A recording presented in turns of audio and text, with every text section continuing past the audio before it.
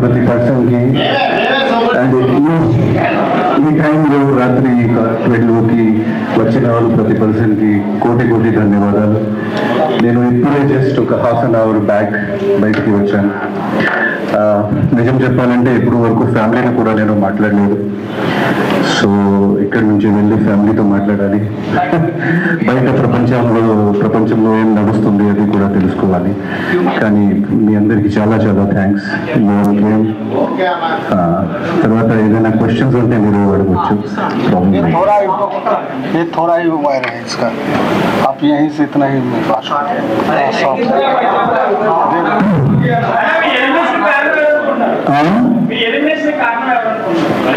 Elimination కారణం ఎవరు కాదు, అంటే ఒక పర్సన్ కాదు, కానీ చాలా కారణాలు ఉన్నాయి. నేను ఆ పాలిటిక్స్ ఆ రాజకీయం ఆల్రెడీ వదిలేశాను. సో ఇక్కడ మళ్ళీ అది ఎందుకు, కానీ చాలా కారణాలు ఉన్నాయి. ఒక కారణం కాకుండా చాలా కారణాలు ఉన్నాయి దాన్ని.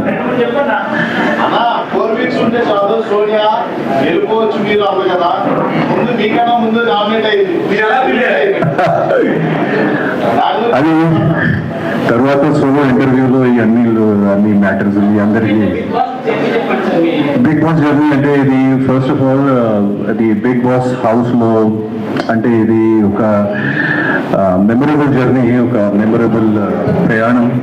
ఎందుకంటే అది చూడడానికి చాలా ఈజీగా కనిపిస్తుంది, కానీ నిజంగా బిగ్ బాస్ హౌస్ లో ఉండటం అంత ఈజీ కాదు. అది కూడా టోటల్ స్ట్రేంజర్స్ తో పాటు ఒక 35 days ట్రావెల్ చేశాను. సో ఈ జర్నీలో నేను చాలా చాలా నేర్చుకున్నాను అండ్ చాలా మెమరబుల్ జర్నీ నాకు. అండ్ ముఖ్యంగా నేను తెలుగు ప్రేక్షకులతో తెలుగు ఆడియన్స్తో మళ్ళీ కనెక్ట్ అవ్వడానికి వచ్చాను. సో డెఫినెట్లీ ఆ పాయింట్ ఆఫ్ వ్యూలో నేను కొంచెం సక్సెస్ అయ్యాను.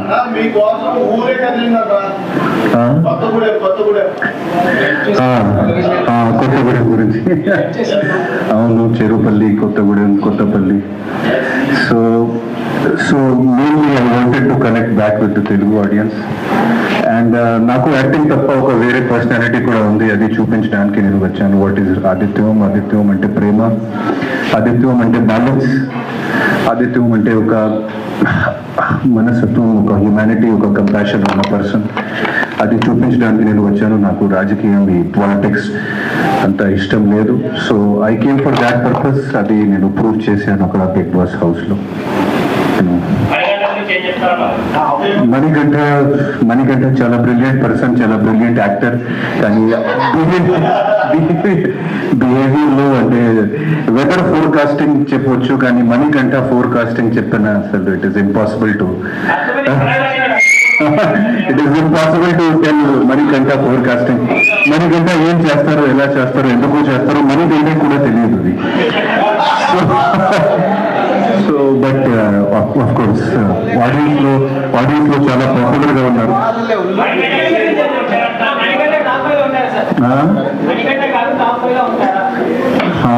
నేను అనుకున్న ప్రకారంగా audience is liking Manikanta lot and definite గా I think he will go in top 5.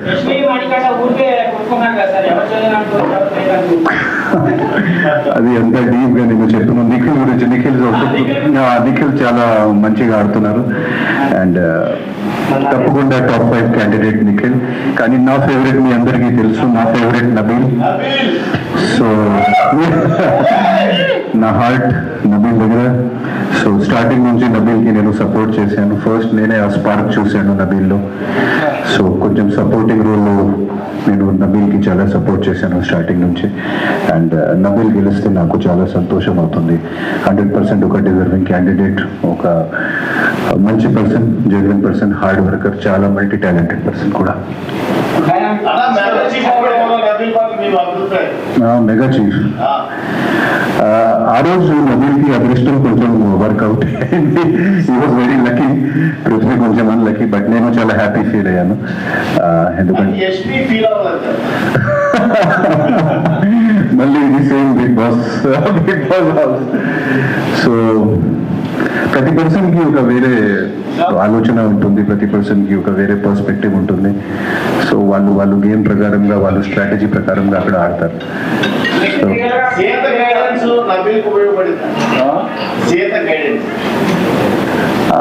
అంత గైడెన్స్ అంటే సీత గైడెన్స్ అంత ఏం మేబీ ఆ ప్రాంప్టింగ్ ఆ గ్రామర్ ఐఎన్ మెగా చీఫ్ దాంట్లో కొంచెం ఉపయోగం పడింది. నేను కూడా కొన్ని ప్రాంప్టింగ్ చేశాను. ఆ స్క్రూ దగ్గర నబీల్ ఒక రాంగ్ డైరెక్షన్ లో స్టార్ట్ చేశారు, కానీ మనం ప్రాంప్టింగ్ చేసిన తర్వాత he started anti clock wise. So అక్కడ కూడా జరిగింది. బట్ చివరికి Nabeel is a deserving candidate for mega chief.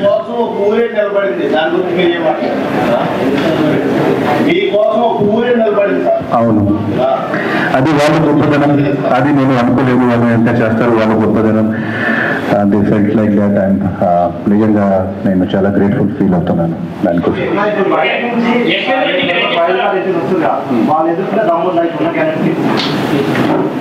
Wild cards నాకు తెలిసిన ప్రకారంగా అందరూ పాత కంటెస్టెంట్సే వస్తారు. సో వాళ్ళకి ఒక ఎక్స్పీరియన్స్ ఉంది.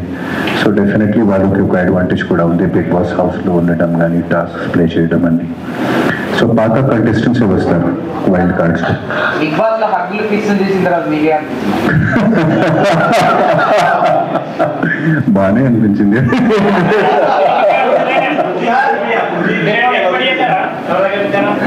అది అక్కడ జరిగిన కొన్ని విషయాలు మీరు అంత సీరియస్ గా తీసుకోకండి. చాలా విషయాలు ఓన్లీ మాత్రం కంటెంట్ కోసం కానీ ఫన్ జనరేట్ కోసం కూడా అవుతుంది. సో దాంట్లో అంత సీరియస్నెస్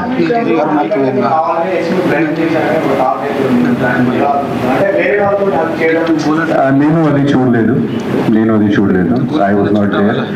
కానీ ఎపిసోడ్స్ చూసిన తర్వాత నేను ఐ కెన్ టెల్.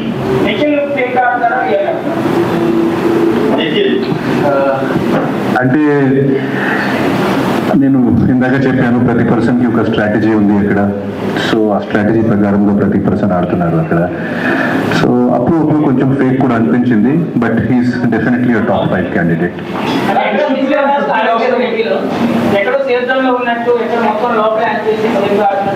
అట్లాంటి ఏం లేదు. నిఖిల్ ప్రతి టాస్క్ లో చాలా ప్రూవ్ చేశారు. బట్ కొన్ని చోట్ల he was acting little bit different. అంటే ఒక చోటు ఒక మాట, వేరే చోట్ల వేరే మాట, సేమ్ టాపిక్ గురించి. సో అది ఒక చిన్న మైనస్ పాయింట్ కూడా ఉంది.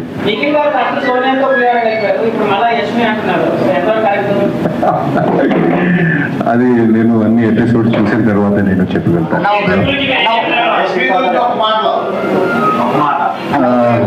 విష్ణుప్రియ ఆదిత్య ఓంకి లైన్ వేస్తానంటారు. ఏ ఎపిసోడ్ లో?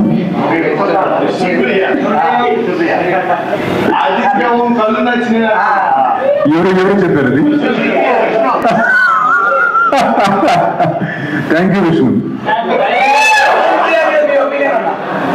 విష్ణుప్రియ యాక్చువల్లీ చాలా జెన్యున్ అండ్ చాలా లోపల నుంచి చాలా న్యాచురల్ పర్సన్. బట్ అప్పుడు కొంచెం ఎక్కువ మాట్లాడుతుంది. ఎప్పుడు కొంచెం అవుట్ ఆఫ్ కంట్రోల్. ఒక బార్డర్ కూడా అది కావాలని నాకు అనిపించింది. అది కావాలని ఒక కంటెంట్ జనరేట్ చేయడం కోసం అది చేస్తుంది. అది మీరు అంత సీరియస్ గా తీసుకోకండి. ఇట్ ఇస్ ఒక కంటెంట్ కోసం అది అన్ని. అవును, ప్రతి దాంట్లో ఎవ్రీథింగ్ ఇస్ కంటెంట్.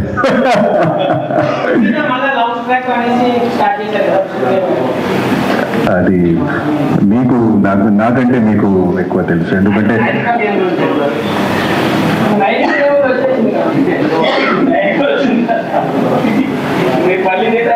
తెలీదు, నాకు తెలియదు. సేఫ్ ఆన్సర్ ఇక్కడ కూడా మీరు బిగ్ బాస్ ఆడితే ఎలా అవుతుంది? సేఫ్ ఆన్సర్ మీకు. మంచిదనం వల్ల కాదు. నాకు ఒక మెయిన్ డిసడ్వాంటేజ్ ఏమైంది ఇక్కడ ఈసారి ఒక క్లాన్ వైజ్, ఒక ట్రైబ్ వైజ్, ఒక టీమ్ వైజ్ వాళ్ళు డివైడ్ చేశారు. సో దాంట్లో చీఫ్ డిసిజన్ ముఖ్యమైన అయింది. సో చాలా చోట్ల చాలా టాస్క్స్ లో చీఫ్ నాకు అవకాశం అవసరం ఇవ్వలేదు ఒక టాస్క్ ఆడడానికి. సో అది నాకు కొన్ని చోట్ల మైనస్ అయింది.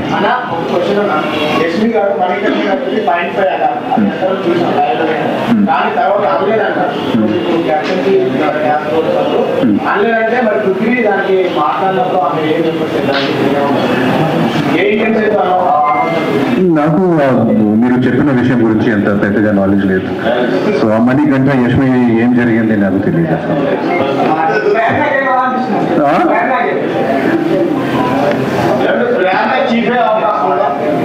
నేను సపోర్ట్ చేశాను కదా ప్రేరణ గారికి.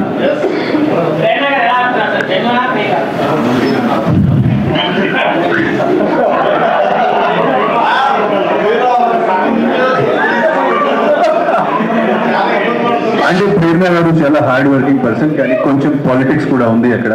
ఎందుకంటే ప్రేరణ గారు యష్మి గారు పాత ఫ్రెండ్స్ కాబట్టి they came with fixed strategy. So అక్కడ జరుగుతుంది, చాలా మంది పాత ఫ్రెండ్స్ అక్కడ. సో ఒక గ్రూప్ లాంటి కూడా వాళ్ళు వచ్చారు. సో అది ఆడియన్స్కి ఇంకా క్లియర్ అవుతుంది వచ్చిన వారాల్లో. అందరూ జెన్యున్, అందరూ ఫేక్. నేను సోనియా గారు గురించి ఎన్ని ఎపిసోడ్లు ఎన్నిసార్లు చెప్పాను. నేను సోనియా గారు బడి అంటే ఒక ఈ సీజన్లో బడీస్గా నేను వచ్చాను సోనియా గారితో పాటు. కానీ సోనియా గారు ఒక 3-4 డేస్ తర్వాత, ఫస్ట్ 3-4 డేస్లో ఉన్న సోనియా గారు, తర్వాత ఉన్న సోనియా గారు ఒక వేరు. సో అది చూసి నేను కొంచెం షాక్ అయ్యాను. సోనియా గారు కూడా చెప్పాను, అందుకే నామినేట్ కూడా చేశాను. సో అలా జరిగింది.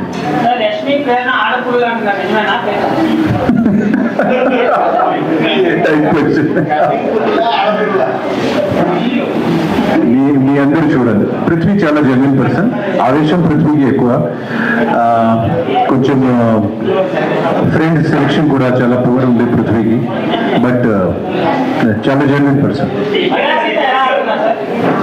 సీత గారు ఇప్పుడు కొంచెం డౌన్ అయిపోయాడు, ఎందుకంటే ఫస్ట్ లో ఉన్న సీత గారు మళ్ళీ సేమ్ సోనియా గారు లాంటి సీత గారు కూడా ఆ ప్రెషర్స్ వల్ల, ఆ క్యాప్టెన్సీ, ఆ చీఫ్ లో ఉన్న పొజిషన్ వల్ల సీత గారు కూడా she's forgetting what she is.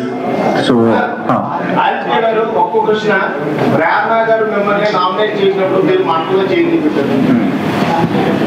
అది ఒక ఫ్రాంక్ గా నాకు 2 రిగ్రెట్లు ఉన్నాయి నేను బిగ్ బాస్ హౌస్ లో. ఎందుకంటే మాకు ఒక బాధ్యత కూడా ఉంది. మాకు చూసి చాలా మంది బయట నేర్చుకుంటారు చాలా విషయాలు. సో ఐ డిడ్ ఒక మూమెంట్ లో నేను ర్యాష్ అయ్యి, ఎందుకంటే నాకు పెద్దగా అవకాశం రాలేదు. అది తర్వాత మీరు కాన్ఫిడెన్స్ లేదు, భయం లేదు అట్లాంటివి అంటారు. సో అది ఒక సెకండ్ లో నాకు కాన్ఫిడెన్స్ కూడా ఉంది, నాకు భయం కూడా లేదు. అది చూపించడానికి కోసం నేను ఆ మంటలు చేపట్టాను. I regret that. ఇంకోటి, నేను శేఖర్ భాషకి చాలా సార్లు నామినేట్ చేశాను, అది కూడా నేను ఒక తప్పు చేశాను. నబీల్, సీత, పృథ్వీ, నిఖిల్, మణికంఠ టాప్ 5. నేను ఎపిసోడ్ లో ఇది జస్ట్ ఈరోజు ఎపిసోడ్ నేను చూశాను. ఈరోజు ఎపిసోడ్ కూడా నేను చూశాను. అసలు మణికంఠ ఎలా బిజినెస్ చేస్తున్నారు అని నాకు అస్సలు అర్థం కాలేదు. అది ఆయన వాంటెడ్ గా అయినా చేస్తున్నారు, ఒక చాణక్య లాంటి, ఒక శకుని లాంటి ఇట్లాంటి ప్లాన్ చేసి చేస్తున్నారు. అబ్బాయి నిజంగా ఇలా ఉన్నారు, అంత emotional imbalance. I cannot tell.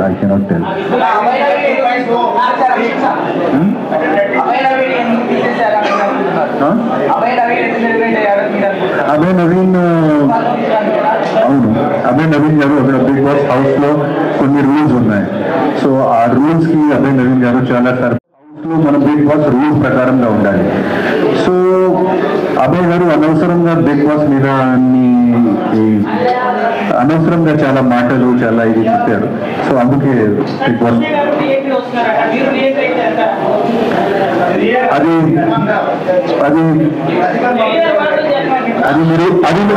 మీరు 7th వీక్ కానీ 8th వీక్ లో చూడాలి. నేను చెప్పాను.